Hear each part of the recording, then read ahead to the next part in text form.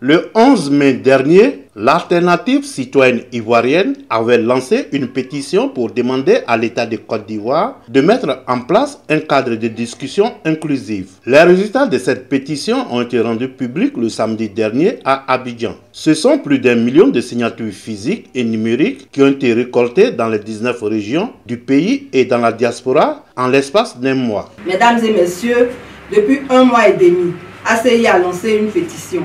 Le peuple ivoirien, appelé à donner son avis, a tranché quant à la nécessité d'un dialogue inclusif entre tous les fils et filles de ce pays, toutes les couches sociales et tous les acteurs politiques. Les résultats de la pétition en témoignent.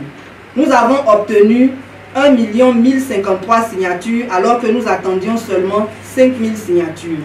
À travers cette pétition, l'ACI donne l'occasion au peuple ivoirien de se prononcer sur la question d'ouverture des discussions concernant les sujets qui engagent l'État de Côte d'Ivoire. Selon la présidente, la réconciliation vraie passe par le dialogue. C'est pourquoi l'ACI exhorte le gouvernement à créer un cadre de discussion franc. Pour ACI, un dialogue s'impose avant 2020.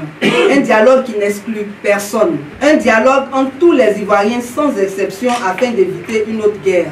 Un dialogue afin de poser les bases d'une réelle réconciliation et amorcer un développement durable. Lorsque les fils d'un village sont en conflit, le chef convoque tout le village sous la bapala pour trouver des solutions, afin de les ramener à la raison.